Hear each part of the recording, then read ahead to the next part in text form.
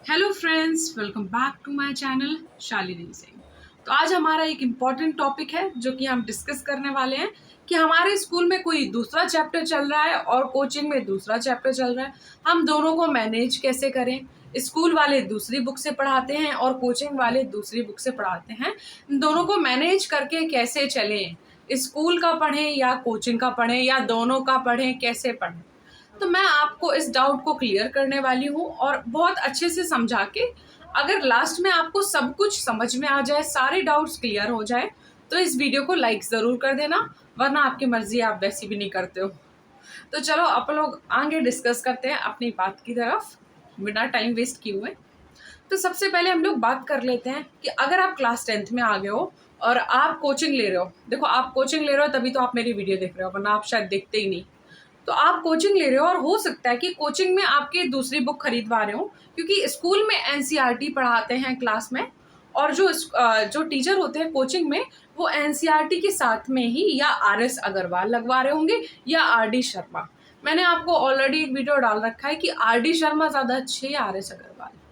वैसे अभी भी मैं आपको इसके बारे में बता देती हूँ। चाहे आप आरएस अग्रवाल पढ़ लो चाहे आरडी शर्मा पढ़ लो, दोनों ही अच्छी हैं, लेकिन आपको कॉन्सेप्ट समझ में आना चाहिए, कहाँ पे कौन सा फॉर्मूला लग रहा है, ये चीज़ समझ में आनी चाहिए। क्योंकि अगर आप ये समझ गए तो क्वेश्चंस में अप्लाई कर लोगे, कहीं से भी क्वेश्चन आ जाएंगे बोर्ड में, आप सॉल्व कर लोगे।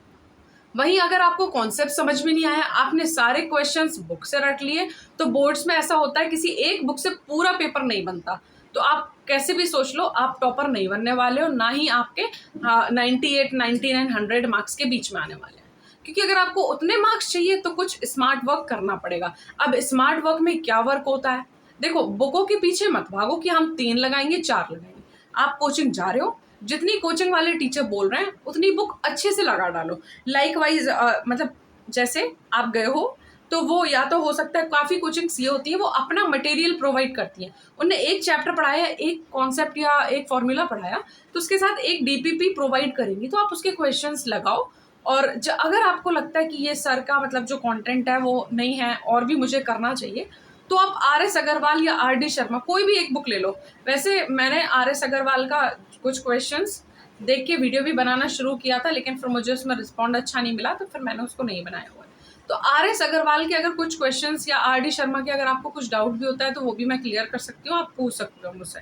तो आरडी शर्मा और आरएस अग्रवाल से रिलेटेड आप कोई भी एक बुक लगा लो, अगर कोचिंग में नहीं रिकमेंड कर रहे हैं, वरना रिकमेंड करते हैं क्योंकि कोचिंग में, तो वही लगानी चाहिए। अब रही बात स्कूल में, तो अगर आप स्कूल जाते हो और कोचिंग बिल्कुल भी नहीं जाते और सोच रहे हैं एनसीईआरटी से ही सब कुछ हो जाएगा, तो कुछ भी नहीं होगा, क्योंकि एनसीईआरटी के जो क्वेश्चंस हैं वो अलग लेवल के होते हैं। अभी आपको समझ में आ जा रहे होंगे, लेकिन जैसे जैसे चैप्टर्स इंक्रीज होते जाएंगे एनसीईआरटी के डायरेक्टली क्वेश्चन मतलब लेवल बहुत हाई कर देते हैं।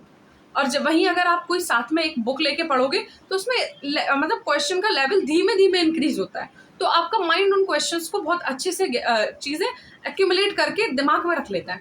लाइक आपने कोई फॉर्मूला पढ़ाया, तो उस फॉर्मूले के सेम फॉर्मूले में ही वैल्यू रखने वाले 2 क्वेश्चन 3 क्वेश्चन मिल जाएंगे, फिर हल्का सा चेंज वाले मिलेंगे, फिर इसके बाद हाई लेवल क्वेश्चन आएंगे। वहीं अगर आप उसमें जाओगे डायरेक्ट एनसीईआरटी में, ऐसा क्वेश्चन पूछ लेंगे आप करोगे ही नहीं, दोबारा कभी नहीं करोगे। और हाँ, ये गलती मत करना कि सिर्फ आपने आरएस अग्रवाल लगा ली और इसके बाद एनसीईआरटी नहीं लगवा रहे, क्योंकि कोचिंग्स में ऐसा होता है वो आरएस अग्रवाल या आरडी शर्मा लगवा देंगे पूरी और फिर एनसीईआरटी लगवाएंगे ही नहीं। तो आप पीछे पड़ो सर के और बोलो नहीं मुझे एनसीईआरटी भी सर लगानी है, आप दोनों ही मुझे लगवाओ, पहले चैप्टर आरएस अग्रवाल से खत्म कराओ, फिर वही सेम चैप्टर आप एनसीईआरटी से कराओ। उससे क्या होगा, आपको लेवल पता चल जाएगा, अच्छा एनसीईआरटी के, तो तुम्हें मतलब एक माइंड में सेटिस्फेक्शन भी रहेगा कि आपने एनसीईआरटी भी करी है वो भी। क्योंकि कई बार बच्चे बोलते हैं कि एनसीईआरटी से सेम टू सेम क्वेश्चन आ गया, तो आपको हमेशा ये रहेगा कि मेरा सेम क्वेश्चन रॉन्ग नहीं हुआ किसी भी हाल में। तो दोनों चीज़ें करो, क्या करो, आप लगाओ कोई भी एक एडिशनल बुक, दोनों मत लगाने लग जाना कि आरएस भी लगा रहे आरडी में लगा रहे, नहीं, सिर्फ एक बुक लगाओ और साथ में क्या करो, एक एनसीईआरटी से उसका चैप्टर खत्म कर लो। जब आप पूरा सिलेबस खत्म कर चुके हो मैथ का, क्योंकि कोचिंग में क्या होता है जल्दी कराते हैं वो, अगर नहीं करा रहे तो उनसे कहो कि जल्दी कराएं, क्योंकि तभी तो आप रिवीजन कर पाओगे ना। जैसे दिसंबर जनवरी तक सिलेबस खत्म हो जाना चाहिए, तभी तो आप रिवाइज उसको 3-4 बार कर पाओगे। तो जितने जल्दी आप सिलेबस खत्म कर लोगे इसके बाद आप चीज़ें रिवाइज कर सकते हो। तो सिलेबस जल्दी खत्म होगा, इसके बाद रिवाइज करना शुरू कर दो। अब स्कूल को साथ में कैसे मैनेज करना है, डाउट तो यहाँ पे आ रहा है। तो स्कूल की बात रहती है तो आप लोग क्या कर सकते हो स्कूल के लिए, आप सिंपली क्या करो, स्कूल डेली, जैसे क्योंकि 10th में ऐसा होता है ज़्यादा नहीं जाओगे तो टीचर परेशान करेंगी, तो डेली स्कूल जाओ, उनका रजिस्टर है वो मेंटेन करके रखो, भले आपको चाहे उसमें आ रहा है चाहे नहीं आ रहा है। लेकिन एक चीज़ ध्यान रखो, जो चैप्टर कोचिंग में हो गया उस चैप्टर का एक क्वेश्चन भी हम रॉन्ग नहीं करेंगे, चाहे जो हो जाए। क्योंकि स्कूल में ऐसा होता है, टीचर एनसीईआरटी से पढ़ाते हैं, कुछ स्कूल होते हैं ज़्यादा अच्छा पढ़ाते हैं, तो उनके लिए मैं नहीं कह रही हूँ, लेकिन कुछ स्कूल्स में ऐसा होता है कि डायरेक्टली जो एक क्वेश्चन बताया इसके बाद पता नहीं दूसरा बताया और चैप्टर खत्म कर दिया। उनके लिए बोल रहे हैं कि आप लोग क्या कर सकते हो, उनका सिर्फ जो चैप्टर आपने कोचिंग में पढ़ लिया उनके सारे क्वेश्चंस आप लोग कर सकते हो प्रैक्टिस, और उनका क्वेश्चन रॉन्ग नहीं होना चाहिए। और जितना फर्स्ट टर्म में आ रहा, सेकंड टर्म में स्कूल वाले एग्जाम लेते हैं, उनकी टेंशन मत लो। भले ही ऐसा होता है कि फर्स्ट टर्म में कुछ चीज़ें आपकी आ रही हैं और सेकंड टर्म में भी आ रही हैं और वो कोचिंग में तो हो ही नहीं, लेकिन आपको डाउट नहीं होना, क्योंकि बोर्ड का हिसाब से आप तैयारी कर रहे हो ना। तो जब प्री बोर्ड होगा तब तक आपका पूरा सिलेबस करा देंगे कोचिंग वाले। अब फिर प्री बोर्ड में भी नंबर नहीं आ रहे, मतलब कोचिंग में तो दिक्कत थी भाई। तो आपको पहले से ही सोच लेना है कि जितने चैप्टर हो गए उसमें हमारा एक क्वेश्चन गलत नहीं होगा, हाँ जो नहीं हुए हैं उसमें हम जितना स्कूल से सीख पाए उतना कर लेंगे। ठीक, तो आप लोग की मेंटालिटी क्या होनी चाहिए, जितनी मैंने कोचिंग में कर ली वो 100% है, और जो मैंने कोचिंग में नहीं करी, जो मैं स्कूल से कर रहा हूँ वो मेरे मतलब नॉर्मल कर लो जितना कर पा रहे हो, लेकिन जो कोचिंग में कर ली वो एक भी क्वेश्चन गलत नहीं होगा। क्यों? क्योंकि आप एक्स्ट्रा पैसे भी दे रहे हो वहाँ पे, तो उसका फायदा पूरा उठाओ। ठीक है, तो समझ रहे हो। तो यही पूरी स्ट्रैटेजी थी कि आपको कोचिंग में 100% ध्यान देना है। यहाँ पे स्कूल में थोड़ा कॉम्प्रोमाइज कर सकते हो, नहीं गए 1-2 दिन चल जाएगा, लेकिन वहीं अगर आप कोचिंग 1-2 दिन नहीं गए तो फिर लॉस होगा, क्योंकि वहां पे दोबारा नहीं हो पाएगा कोई भी चीज। क्योंकि स्कूल में तो ये हो जाता है, स्कूल नहीं हुआ चलो कोचिंग में पढ़ लेंगे, अब अगर आप कोचिंग में नहीं गए तो फिर आप कुछ नहीं कह सकते हो। तो ये रही स्ट्रैटेजी, इस पे आपको फोकस करके पढ़ना है।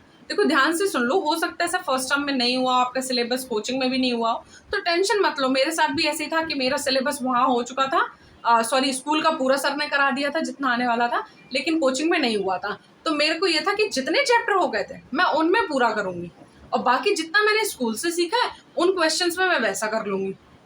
क्योंकि काफ़ी बार होता है ना कि आपको जितने अच्छे मार्क्स गेन कर पाओ वो करो, तो दोनों तरीके से इंटीग्रेट करो, तो आपका रिवीजन स्कूल में होता रहेगा, कोचिंग से आपकी पढ़ाई होती रहेगी।